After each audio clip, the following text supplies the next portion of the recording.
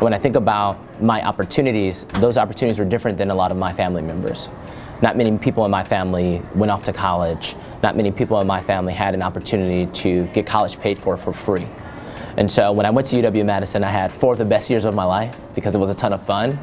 But I also realized that there weren't a lot of people who looked like me on this campus. So this beautiful space where I was able to get this free education. People who looked like me were not getting that. And so I said I had to do something about it. And so I think it was at the end of my senior year. I majored in theater and poli-sci. So teaching was the furthest thing away from what I wanted to do when I graduated. But I heard about a program called Teach for America. And they're training people to go all across the country to educate kids that look like me. And I said, I need to get involved with this. I need to do it. And so on a whim, I applied for Teach for America. I got in. I canceled my LSAT, so I was on my way to law school. And I said, I'm going to join Teach for America. I'm going to become a teacher. That time in Atlanta teaching high school history changed my life. It was transformational for me. I taught at a school that was 100% black. 100% of the students received free or reduced lunch, so it was a very impoverished neighborhood. On average, 50% of kids graduated. And of that 50% that graduated, 30% would matriculate to college. And so I remember my principal telling me the stats of that school, and I said, we have to change this. So I started doing Saturday school. Every Saturday from 8 to 12, I would teach English, science, social studies, and math. I raised $2,000 so my students would get Princeton Review to come in and do ACT and SAT prep. Princeton Review only gives you 6 weeks worth of courses. We needed 2 years worth of courses, and so maybe I shouldn't say this, but I copied the textbooks and gave them out to my students so we could do it every day before school and after school. And over the course of 2 years, 100% of my students graduated. 100% went off to college in Atlanta. You said on the news, if I didn't think Milwaukee could come back, I would not have come back. Can you talk about, seeing those statistics, yet seeing some light at the end of the tunnel? What's your vision to turn this around?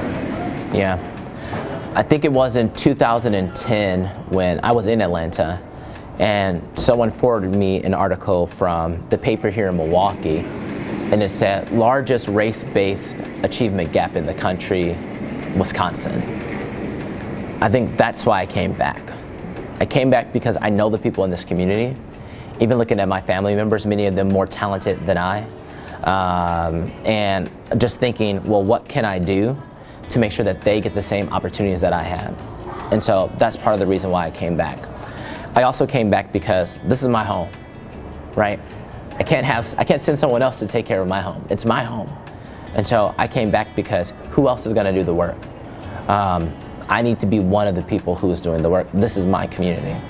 Can you talk about the struggles getting the school off the ground? Obviously, it's great now you've grown from 80 to 220 students just in 1 year, but I know you faced some controversy from the city getting this off the ground. How did you push through?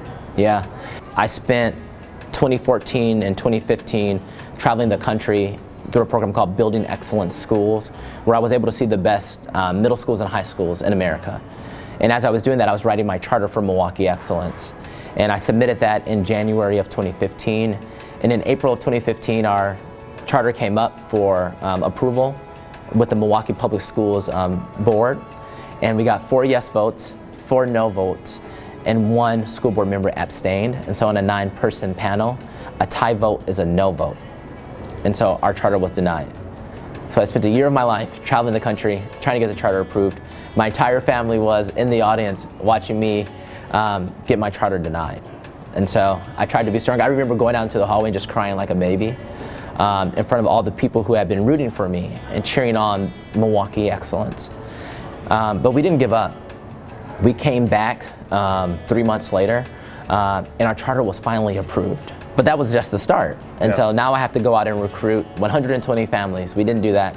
We ended up with 90 families. While I was recruiting families, in that window, I had my first child in December of that year on Christmas Day. So I had a Christmas baby, the greatest gift I've ever had, my daughter Reese. But she was born 6 weeks early.